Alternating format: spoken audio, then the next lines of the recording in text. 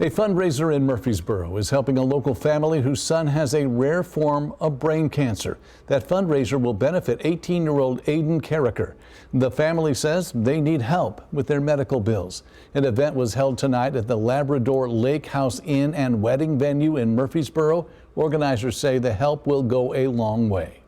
We decided about a month ago, let's have a fundraiser. They're spending a lot of money on medical bills and travel back and forth from St. Louis. So we just thought this is our first community event. Let's just make it, worthwhile and give back to her family. I would really enjoy everyone coming and just checking the place out and then just having a great time and donating. And you can still donate to the cause. Visit the Checkmate Cancer for Aiden page on Facebook. Your federal taxes are due in less than 2 weeks. The deadline is a little later than normal this year. It's Tuesday, April 18th. And if you haven't started them yet, or you might still need some help, it's not too late. Karen Caifa has more for us tonight in our Consumer Watch. With April 15th falling on a Saturday and a District of Columbia holiday on Monday, April 17th, the deadline to file a federal tax return is April 18th this year, which gives people who haven't filed yet a little extra time to check their work. Tom O'Saban of the National Association of Tax Professionals says the current filing season is less complex than the pandemic years. A lot of the things like the stimulus payments and the advanced child tax credits, we don't have those this year. Those existed in prior years. 2022 looks a lot more like 2019. The IRS says the most common errors on returns include missing or inaccurate Social Security numbers, misspelled names, and inaccurate figures for things like wages and income. They say math errors and incorrect calculations of tax credits and deductions can often be avoided by using tax preparation software. On Saturday, April 8th, the IRS will open many of its tax prep centers for weekend walk-in, in-person help. Some sites will offer specialized help on retirement and pension topics for taxpayers age 60 and above. And taxpayers recently impacted by severe weather in Arkansas, Mississippi, Alabama, Georgia, California, and New York may have extended federal filing deadlines if they reside in declared disaster areas. Full eligibility details can be found at irs.gov. I'm Karen Caifa. Quieter weather tonight, but cooler after storms moved through our region earlier. Meteorologist JC Brian is in tonight, and she'll have your latest forecast in just a few minutes. Stay with us. You're watching News 3 at 10.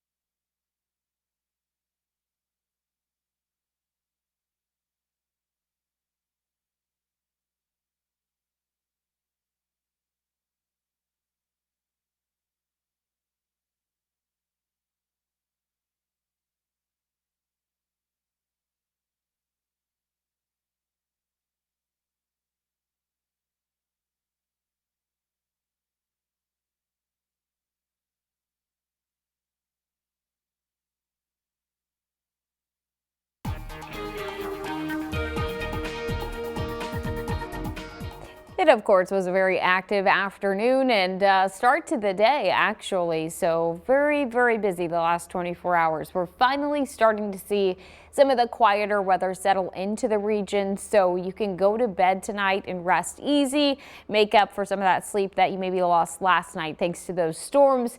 Not a whole lot of activity showing up on our sky cams. We've got a lot in the way of cloud cover, but most of us are dry at this time. We are going to be tracking some light showers that are really focused off across parts of western Kentucky and then back off into northwest Tennessee and into the Boot Heel. Off and on light showers will continue likely into the early morning hours tomorrow, but nothing severe, nothing substantial, just a few light raindrops coming down. And of course, we saw those storms moving through along a cold front earlier. That cooler air is really starting to settle in. So some of us are still in the upper 50s. We've got Murray at 57 along with Union City. However, the further west you shift, that cooler air is there. So back in Sparta, already back into the upper 40s, and Fredericktown in the mid 40s. It is going to get a lot chillier as we move overnight tonight and into tomorrow. We're talking about below average temperatures coming back, along with some cloudy skies. So we're quiet, but it is a bit of a trade-off. We do see an improvement coming our way for Easter weekend. So if you have any plans for Easter weekend, it really does look pretty nice. We are expecting some peaks of sunshine and then the warmer weather to come back. Until then, again, a few showers will be working their way up from the south. We'll see those off and on, but that severe weather stays out of our area. Cold front well off to our east at this point, and most of us going to be staying dry through the overnight hours. The clouds, though, they will hang around. So by Thursday, we're waking up to mostly cloudy skies expected really throughout the entire day on Thursday, and a lot of that's going to continue into Friday as well. Temperature wise, it's going to be cool. So we start the day tomorrow in the low 40s. High temperatures only going to be topping out in the upper 50s, so well below average. We're going from the low 80s to the upper 50s. That'll be a shock to the system tomorrow.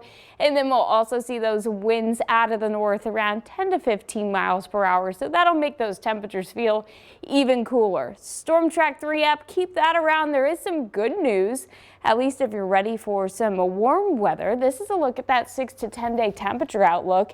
And we are tracking warmer than average conditions coming back by the time we get to next week.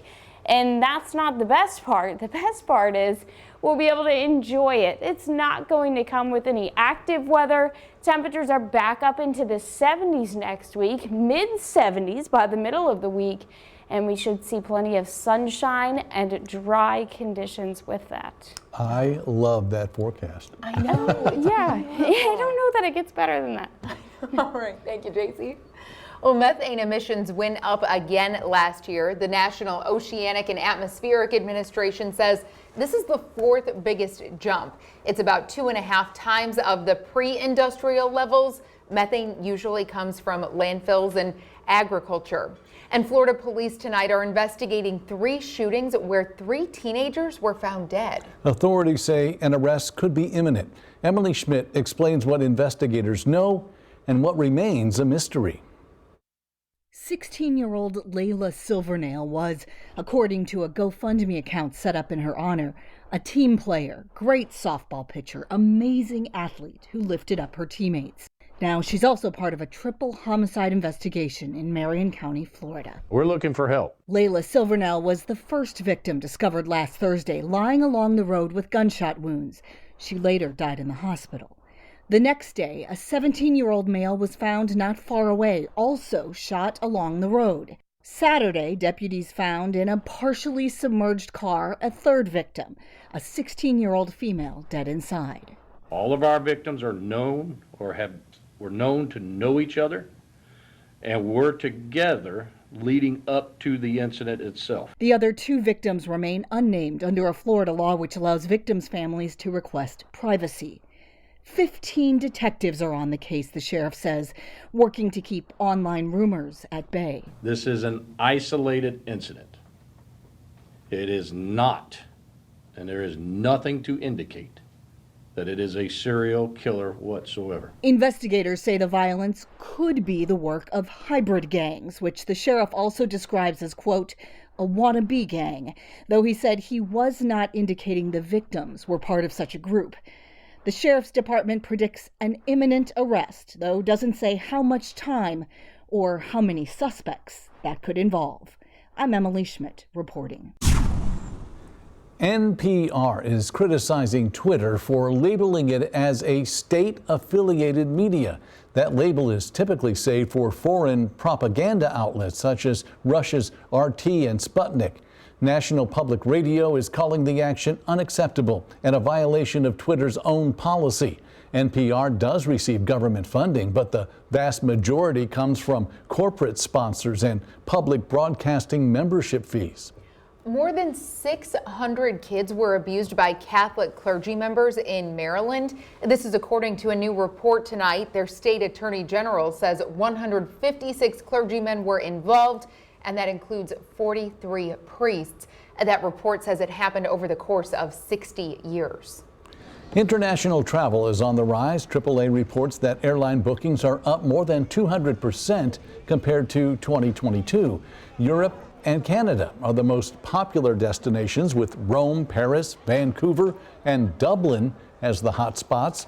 London has a 350% increase in travelers compared to last year. The U.S. government wants to tighten regulations on coal-fired power plants. A new rule would require plants to cut back on mercury and other pollutants by as much as 70%. It would also require them to monitor emissions and report the data to the EPA. Nothing is finalized yet, but officials say it could save the U.S. billions of dollars in public health-related spending. Heads up, because there is a recall for VW Atlas SUVs. They say some of them have airbag issues, so the airbag on the passenger side will actually turn off. For now, VW says try to avoid having anyone else in the front seat. They say they don't know what's causing that problem yet, so they don't have a repair yet. This affects the models at the bottom of your screen. Many of us get back pain, but doctors say there are ways to avoid unnecessary pain. They say small changes to your daily routine can go a long way. ABC's Sherry Preston has more. Back pain affects about 4 out of 5 Americans at some point in their lives. Common causes of back pain include stress, overuse, bone disease, arthritis, and nerve injury. Experts from Harvard University say you can prevent some forms of back pain by strengthening your muscles and preventing activities that lead to injury. Movement is the best way to avoid back pain. Regular physical exercise and strength training can help lead to improved posture and increased range of motion. When seated for long periods of time, try to get up every 30 minutes and walk around. That can help prevent future episodes of back pain. Be mindful when lifting heavy objects, when carrying a heavy load such as a grocery bag or a laundry basket. Always lift objects from a squatting position using your lower body to maintain your strength. Avoid lifting, twisting, and bending at the same time. Sometimes back pain can be related to more serious causes and include other symptoms like fever, recent trauma, weight loss, a history of cancer, numbness, weakness, or difficulty urinating. If you experience these symptoms, be sure to talk to your doctor to assess if there may be an urgent cause behind your back pain. I'm Sherry Preston, ABC News. After a historic season, the John A. Logan College men's basketball team receives another award. Yeah, Gabby will join us with more on the honor that head coach Tyler Smith-Peter got. That's coming up next in sports.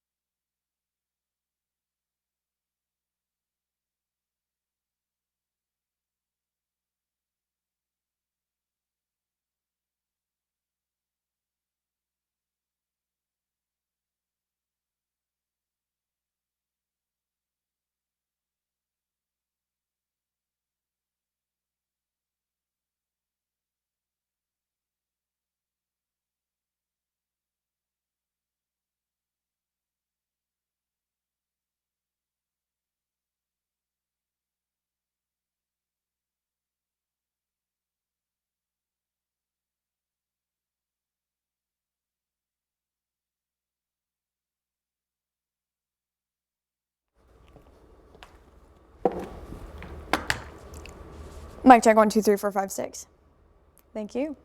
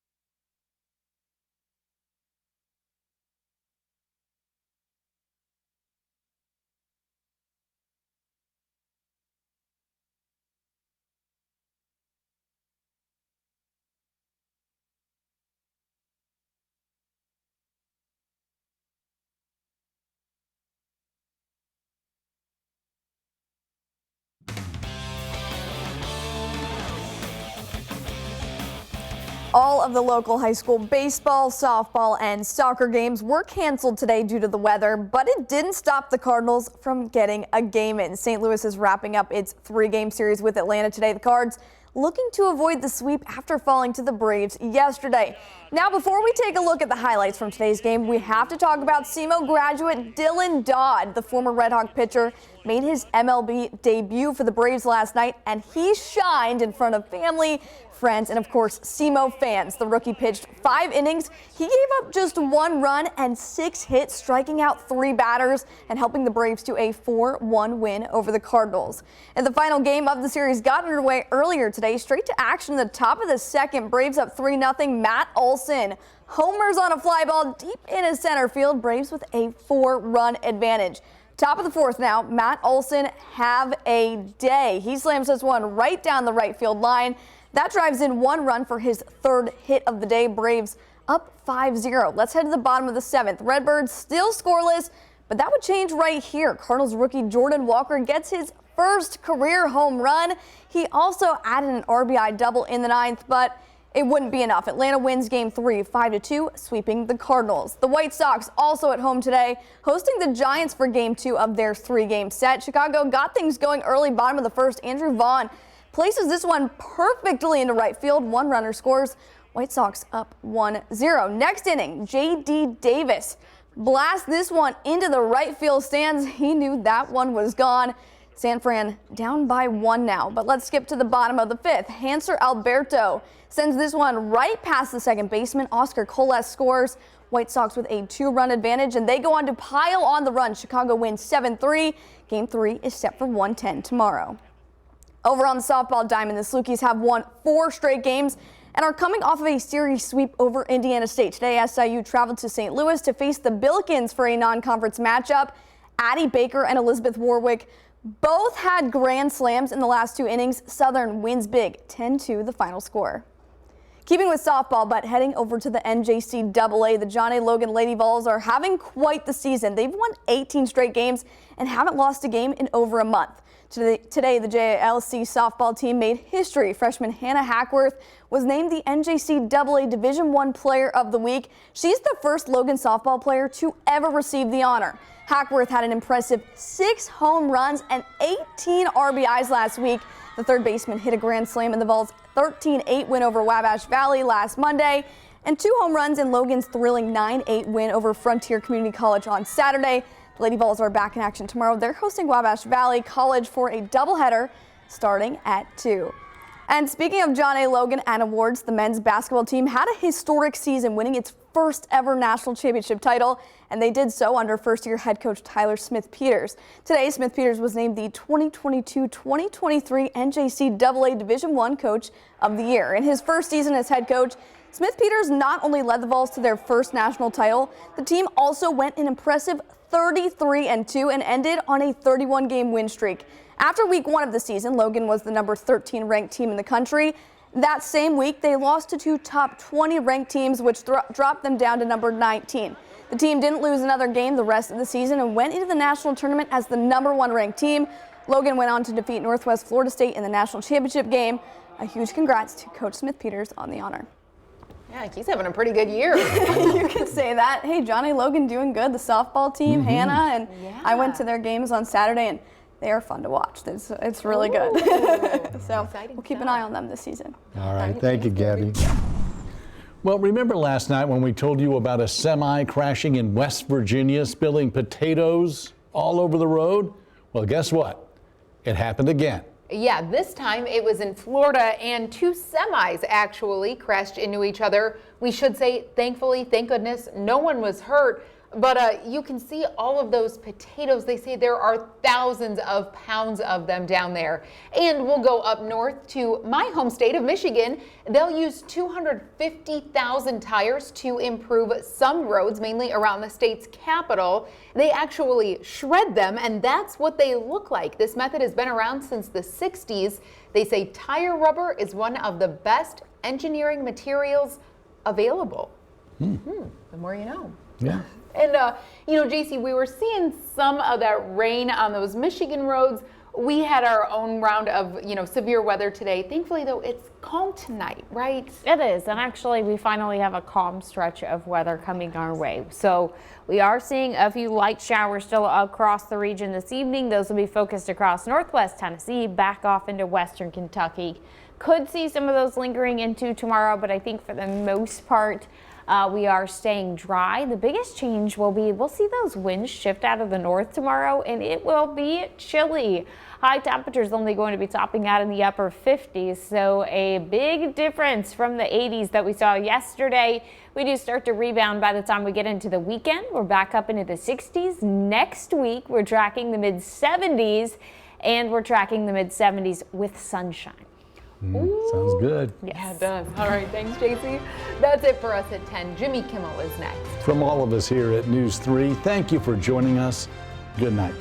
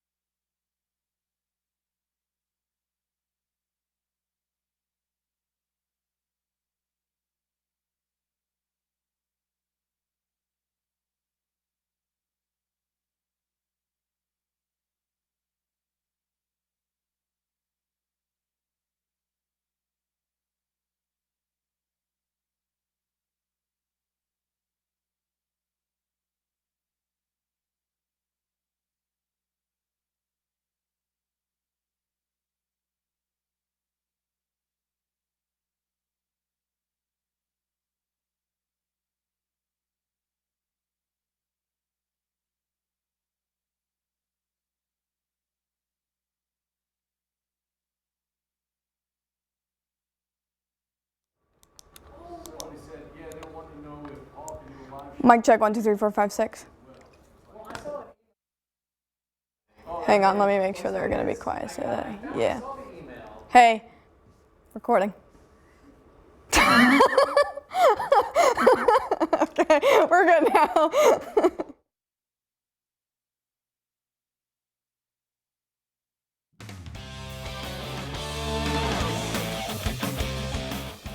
All of the local high school baseball, softball, and soccer games were canceled yesterday due to the weather, but that didn't stop the Cardinals from getting a game in. St. Louis wrapped up its 3-game series with Atlanta yesterday. The Cards looking to avoid the sweep after falling to the Braves on Tuesday. Now, before we take a look at the highlights from yesterday's game, we have to talk about SEMO graduate Dylan Dodd. The former Red Hawk pitcher made his MLB debut for the Braves Tuesday night, and he shined in front of family, friends, and of course some SEMO fans. The rookie pitched 5 innings. He gave up just 1 run and 6 hits, striking out 3 batters and helping the Braves to a 4-1 win over the Cardinals. The final game of the series got underway yesterday afternoon. Straight to action in the top of the second. Braves up 3-0. Matt Olson homers on a fly ball deep into center field.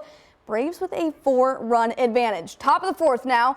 Matt and Olson have a day. He slams this one right down the right field line. That drives in 1 run for his 3rd hit of the day. Braves up 5-0. Let's head to the bottom of the 7th. Redbirds still scoreless, but that would change right here. Cardinals rookie Jordan Walker gets his 1st career home run. He also added an RBI double in the 9th, but it wouldn't be enough. Atlanta wins game 3, 5-2, sweeping the Cardinals. Over on the softball diamond, the John A. Logan Lady Vols are having quite the season. They've won 18 straight games and haven't lost a game in over a month. The JLC softball team made history this week. Freshman Hannah Hawkworth was named the NJCAA Division I Player of the Week. She's the first Logan softball player to ever receive the honor. Hawkworth had an impressive 6 home runs and 18 RBIs last week. The third baseman hit a grand slam in the Vols' 13-8 win over Wabash Valley last Monday, and 2 home runs in Logan's thrilling 9-8 win over Frontier Community College on Saturday. The Lady Vols are back in action later this afternoon. They're hosting Wabash Valley College for a doubleheader starting at 2. And speaking of John A. Logan Awards, men's basketball head coach Tyler Smith-Peters has been named the 2022-2023 NJCAA Division I Coach of the Year. In his first season as head coach, Smith-Peters led the Vols to their first national championship title in program history. The team went an impressive 33-2 this season and ended on a 31-game win streak. Congratulations to Coach Smith-Peters on the huge honor. And that'll do it for sports here on News 3. Have a great day.